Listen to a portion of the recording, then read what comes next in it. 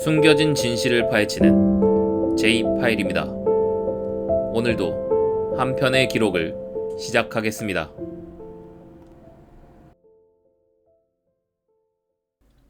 여러분, 혹시 이런 상상을 해본 적 있으신가요?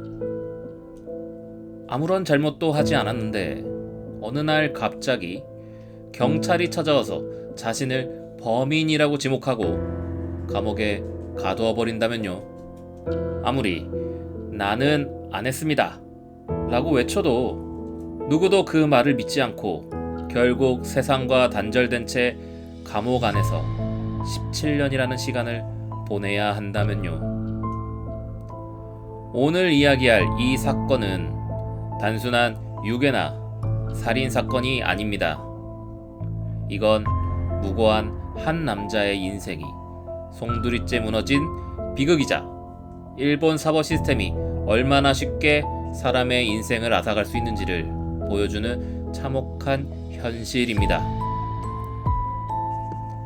오늘 J-파일에서 전해드릴 사건은 바로 토치기현 아시카가 소년 유괴 살인 사건입니다. 1990년 5월 12일 토치기현 아시카가시. 아침부터 햇살이 따뜻했던 그날 도시는 여느 때처럼 평화로웠습니다.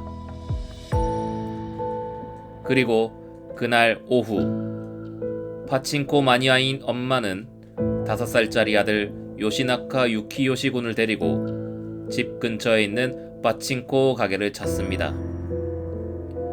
당시만 해도 일본에서는 이런 일이 그다지 이상하지 않았죠. 아이를 데리고 파친코 가는 부모들도 종종 있었으니까요. 엄마는 가게 안으로 들어가고 유키요시 군은 밖에서 놀고 있었습니다. 가게 앞 공터에서 혼자 놀던 유키요시 군은 오후 3시 30분쯤 갑자기 시야에서 사라졌습니다. 엄마는 불과 5분도 지나지 않아 아이가 없다는 사실을 깨닫고 주변을 찾기 시작합니다. 근처에 있던 손님들도 함께 아이를 찾아봤지만 아이의 모습은 어디에도 없었습니다. 그날 저녁, 결국 경찰이 수사에 착수하게 되죠. 파친코 가게 주변은 물론 인근 주택가와 하천, 야산까지 수색했지만 실종된 아이의 흔적은 전혀 발견되지 않았습니다. 토치기현 전체에 경계령이 내려졌고 언론들도 유괴 가능성을 보도하며 주목하기 시작했습니다.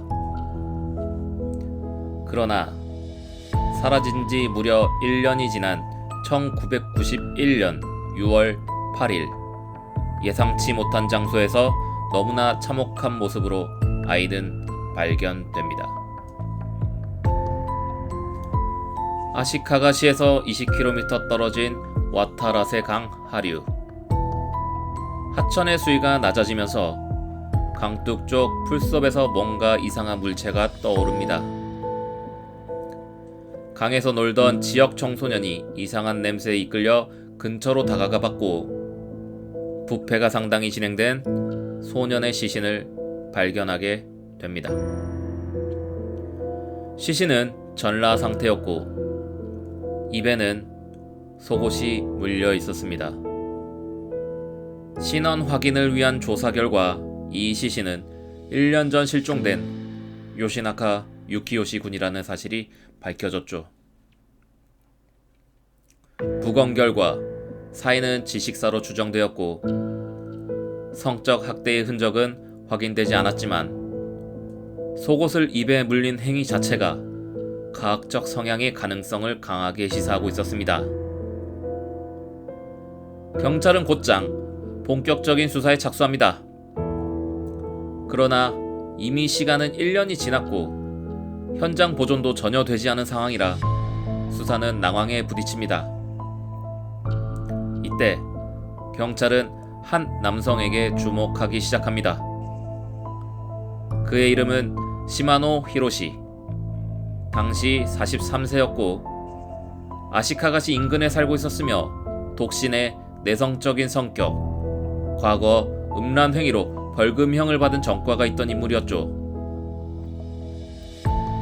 경찰은 그를 미성년자를 성적으로 노릴 가능성이 있는 인물로 지목하고 수사를 집중하게 됩니다.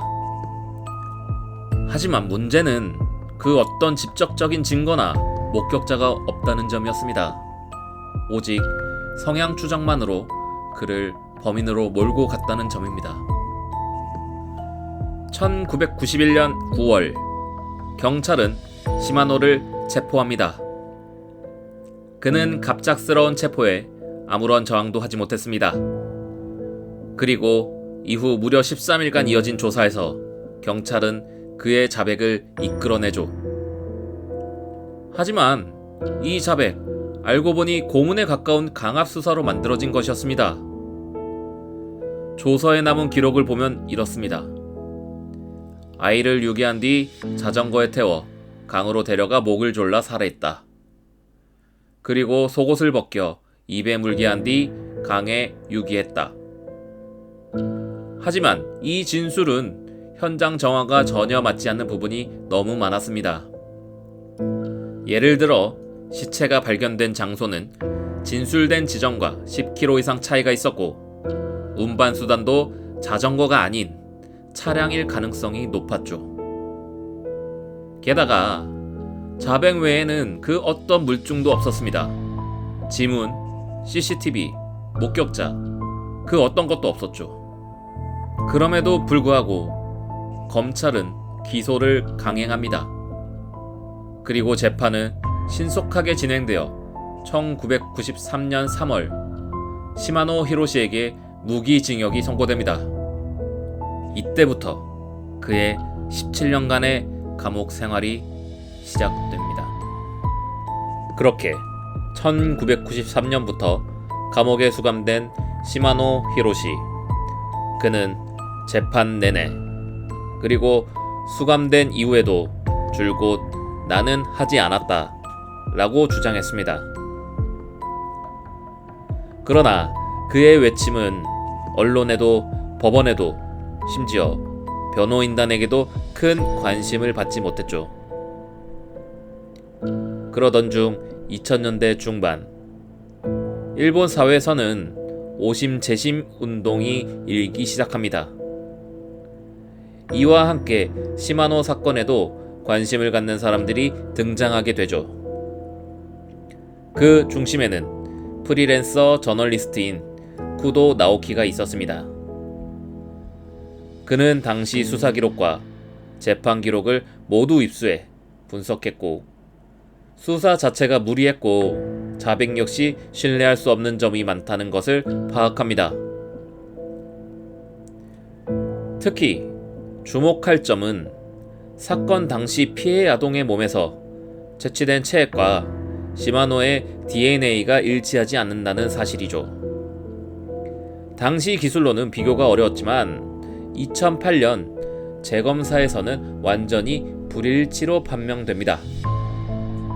게다가 아시카가시에서는 1980년대 후반부터 유사한 형태의 미제 아동 유괴 사건이 최소 5건 이상 발생했으며 이들 사건 사이에 명확한 연관성이 의심된다는 점도 부각되기 시작합니다. 즉, 시마노가 진범일 가능성은 매우 낮았고 오히려 진범은 지금도 어딘가에서 자유롭게 살아가고 있을 가능성이 높았다는 것이죠. 2010년 일본 도쿄 고등법원은 드디어 이 사건에 대한 재심을 개시합니다. 그리고 곧이어 시마노 히로시는 무죄 판결을 받게 되었습니다. 그는 재판 직후 이렇게 말합니다. 감옥에서 보내온 17년, 내 청춘도 가족도 사회도 모두 사라졌습니다. 그리고 무엇보다 죽은 아이에게 미안합니다. 나는 그 아이를 죽이지 않았어요. 한 사람의 인생을 망가뜨린 경찰, 검찰, 법원. 하지만 그 누구도 공식적인 징계나 처벌을 받지 않았죠. 심지어 진범에 대한 수사도 완전히 중단된 상태입니다. 이 사건은 아직도 끝나지 않았습니다. 요시나카 유키요시 군의 가족은 진범은 어디에 있느냐, 왜 더 이상 수사를 하지 않느냐며 경찰을 상대로 항의하고 있고, 시마노 히로시 역시 내가 겪은 고통이 누군가에게 다시 반복되지 않기를 바란다며 일본 형사 사법 시스템의 개혁을 촉구하고 있습니다. 그러나 지금도 진범은 찾을 수 없었고, 세월은 흘러 이 사건은 점점 사람들의 기억에서 잊혀지고 있습니다. 하지만 여러분, 우리는 절대 잊어선 안 됩니다. 한 남자의 17년, 그리고 한 소년의 생명, 그 무엇보다도 무거운 이 두 개의 비극은 이 사회가 절대 반복해선 안 될 경고장이라는 것을요.